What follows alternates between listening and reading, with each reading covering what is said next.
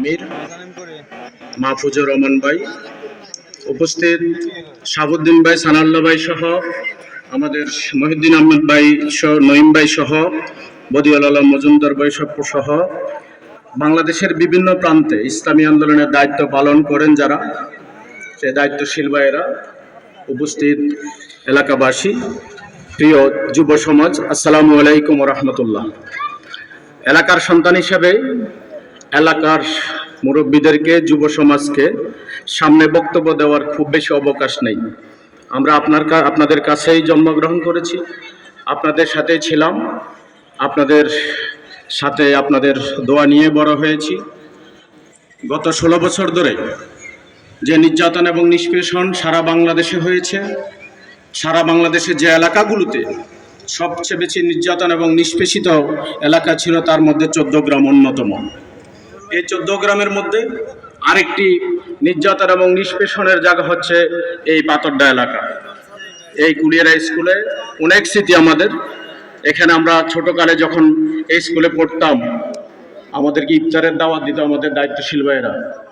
আমরা এসে দেখতাম যে এখানে ফুটবল খেলা হচ্ছে, রমজানের দিন ফুটবল খেলা হচ্ছে, হাফ প্যান্ট পরে মুরব্বীরা ফুটবল খেলছেন। ওরা ইয়ং ছেলে নয়।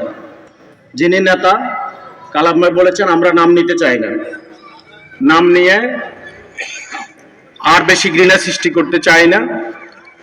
এখানে অনেকগুলো হত্যাকাণ্ডের জন্মদাতা, এ এলাকার মাদক সহ বিভিন্ন যুব সমাজকে ধ্বংস করার বিভিন্ন উপকরণ যার ঘর থেকে যার ছেলে সাপ্লাই দিত, তারাই সেদিন আমরা দেখতাম যে ফুটবল খেলছে হাফ প্যান্ট পরে, জাঙ্গিয়া পরে।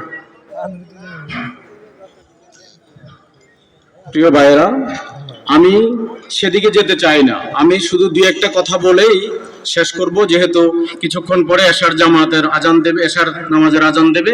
আমাদের অনেক সিনিয়র দায়িত্বশীল এখানে আছেন। আমি শুধু যুব সমাজকে প্রথমে একটি কথা বলতে চাই। আজকের যুব সমাবেশ, আপনারা জানেন যুবকদেরকে আল্লাহ সবচেয়ে বেশি ভালোবাসেন। যৌবন বয়সের ইবাদতকে আল্লাহ কবুল করেন সবচেয়ে বেশি, এবং আল্লাহ রাসূল যুব সমাজকে সবচেয়ে বেশি ভালোবাসতেন, এবং যুবকদেরকে দিয়েই আল্লাহ রাসূল আরবের আইমে জাহেলিয়াতের সমাজকে ইসলামী সোনালী সমাজে পরিণত করেছিলেন। জামাত ইসলামী যে কাজ করে, সেই কাজটি হচ্ছে নবী রাসূলরা যে কাজ করে গেছেন সেই কাজটি। জামাত ইসলামী আপনাকে আমাকে আহ্বান জানায় আল্লাহর দিকে, আল্লাহ রাসূলের দিকে, কোরআনের দিকে, ন্যায় এবং সত্যের দিকে। যে যুবকদের সাথে নিয়ে আল্লাহ রাসূল ইসলাম প্রতিষ্ঠা করেছেন, জামাত ইসলামীও এই যুবকদেরকে অনেক বেশি শ্রদ্ধা, সম্মান, এবং জামাত ইসলামীর অনেক বেশি পরিকল্পনা এই যুবকদেরকে নিয়ে।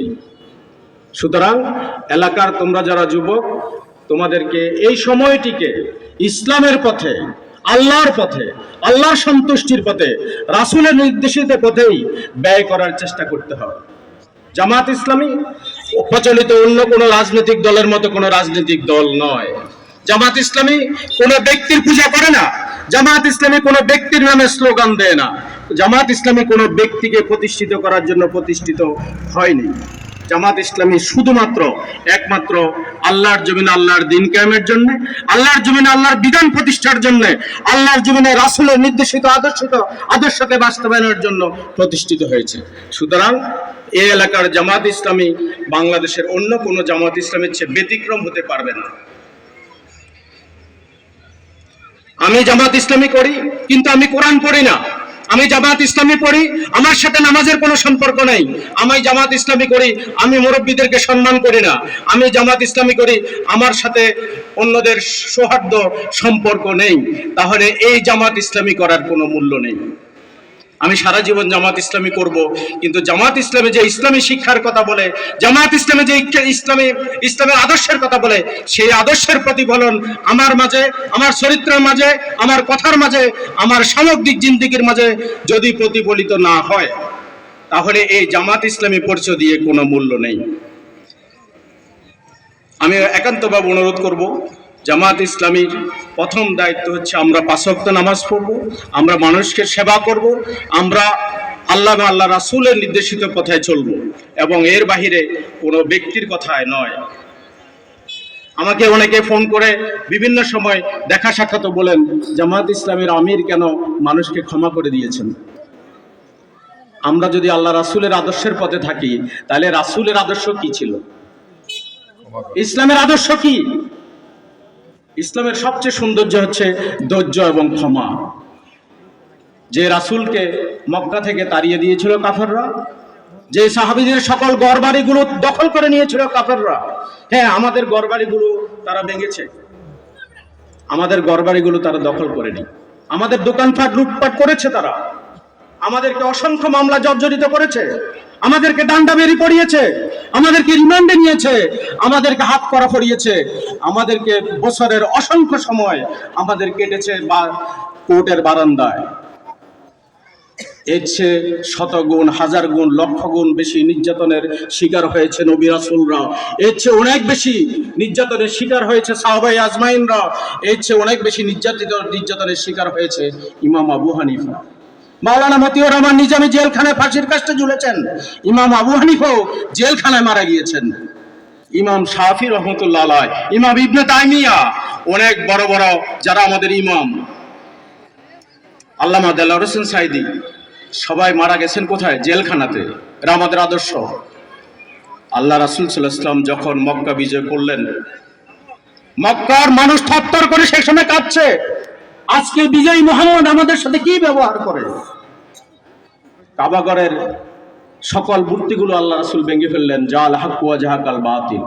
কাবাগরের সামনে এসে দাঁড়ালেন, মক্কার মানুষগুলোকে বললেন, যারা কিছুদিন পূর্বে, কয়েক বছর পূর্বে সকল সাহাবীদেরকে, তাদেরকে, আল্লাহ রাসূলকে সহ মক্কা থেকে তাড়িয়ে দিয়েছে। আল্লাহ রাসূল বললেন, আপনারা আমার কাছে কি চান? মক্কার থরথর করে কফা কম্পিত, আশঙ্কিত শঙ্কায় যে তাদের সাথে কি ব্যবহার করা হয়, তারা বলছে, তুমি আমাদের ভাই, তুমি আমাদের ভাতিজা।